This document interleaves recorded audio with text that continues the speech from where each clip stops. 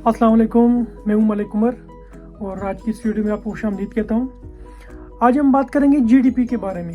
अक्सर आपने खबरों में सुना होगा कि पाकिस्तान की जीडीपी की कीमत बढ़ गई है, कम हो गई है, ऊपर हो गई है, नीचे हो गई है। तो आज हम बात करेंगे कि जीडीपी चीज़ क्या है।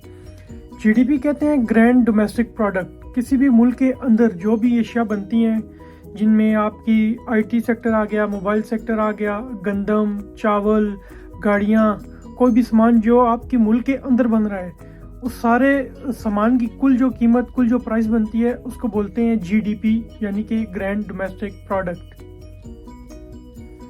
जीडीपी की इतनी अहमियत क्यों है, ये ज़रूरी क्यों है? हम जीडीपी के ज़रिए इस चीज़ का पता लगा सकते हैं कि उस मुल्क की माशी तरक्की कितनी है, उस मुल्क की माशी हालत जो है वो कैसी है, और इसके साथ साथ इस मुल्क के अंदर सरमायाकारी के मौके जो है वो कितने मिल रहे हैं लोगों को। और इसके साथ साथ हम ये भी पता लगा सकते हैं कि इस मुल्क की हुकूमत की मनसूबाबंदी क्या है, मतलब कि किस सेक्टर में वो ज़्यादा फोकस कर रहे हैं अपनी ग्रोथ के बारे में। जीडीपी की मुख्तलिफ इकसाम हैं, ज़्यादातर तो 3 है, लेकिन कई उसमें इसको 4 इकसाम में भी डिवाइड किया गया है। सबसे पहले इसकी जो आती है किस्म, उसको बोलते हैं कि नॉमिनल जीडीपी। उसके बाद जो दूसरे नंबर पे आती है उसको बोलते हैं रियल जीडीपी, और तीसरे नंबर पे जो आती है उसको बोलते हैं पर कैपिटा जीडीपी, और चौथे नंबर पे जो आती है उसको बोलते हैं परचेजिंग पावर पैरिटी जीडीपी। अब बात करते हैं कि ये 4 इकसाम होती क्या है। सबसे पहले कि नॉमिनल जीडीपी। नॉमिनल जीडीपी होती क्या है?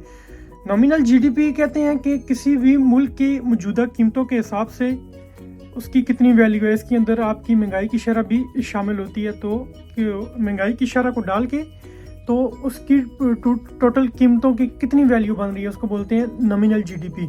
उसके नीचे आ जाती है रियल जीडीपी। रियल जीडीपी कहते हैं कि किसी भी चीज़ की महंगाई को निकाल के, जो नॉमिनल है उसके अंदर महंगाई को डाल के उसकी जो वैल्यू आती है उसको नॉमिनल कहते हैं, और जो रियल है उसमें महंगाई को निकाल के पीछे जो वैल्यू बचती है उसको बोलते हैं रियल जीडीपी। और तीसरे नंबर पर आ गई है जीडीपी पर कैपिटा। ये इस चीज़ को ज़ाहिर करती है कि फी कास्ट एक बंदा किसी भी मुल्क की इकॉनमी में वो कितना कंट्रीब्यूट कर रहा है, उसकी कंट्रीब्यूशन वैल्यू क्या है। और चौथे नंबर पर आती है परचेजिंग पावर पैरिटी। मुख्तलिफ ममालिक की कीमतों में फ़र्क देखकर इसको जाना जाता है। मसलन कि एक मुल्क में किसी चीज़ की कीमत ज़्यादा है, किसी चीज़ की कीमत कम है।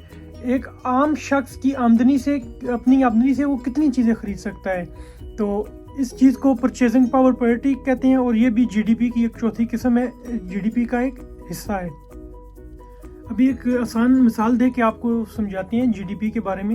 मिसाल के तौर पर पाकिस्तान में एक साल में पाकिस्तान ने टोटल कपड़ा बनाया, उसकी वैल्यू है 100 अरब। पाकिस्तान ने टोटल गंदम एक्सपोर्ट की, चीनी एक्सपोर्ट की, उसकी वैल्यू है 500 अरब। पाकिस्तान ने टोटल मोबाइल फ़ोन एक्सपोर्ट किए, उसकी वैल्यू है 300 अरब। और पाकिस्तान ने 1000 अरब की दूसरी एशिया, जिनके अंदर जूते हो गए, खेलों का सामान हो गया, या मेडिकल का सामान हो गया, ये सारी चीज़ें, इन सब की कीमत होगी 1000 अरब। तो पाकिस्तान की जो टोटल जीडीपी आएगी वो इन सब चीज़ों का जो टोटल अमाउंट बनेगी, मसलन ये 100 अरब, 200 अरब, 500 अरब, 300 अरब, 1000 अरब को मिला के ये 2000 अरब बन जाएंगे। तो इसका मतलब है कि पाकिस्तान की जो टोटल जीडीपी वैल्यू है वो 2000 अरब है। और इस 2000 अरब को पाकिस्तान की टोटल पॉपुलेशन के अंदर जब डिवाइड किया जाएगा तो वो जीडीपी पर कैपिटा उसकी वो शो हो जाएगी।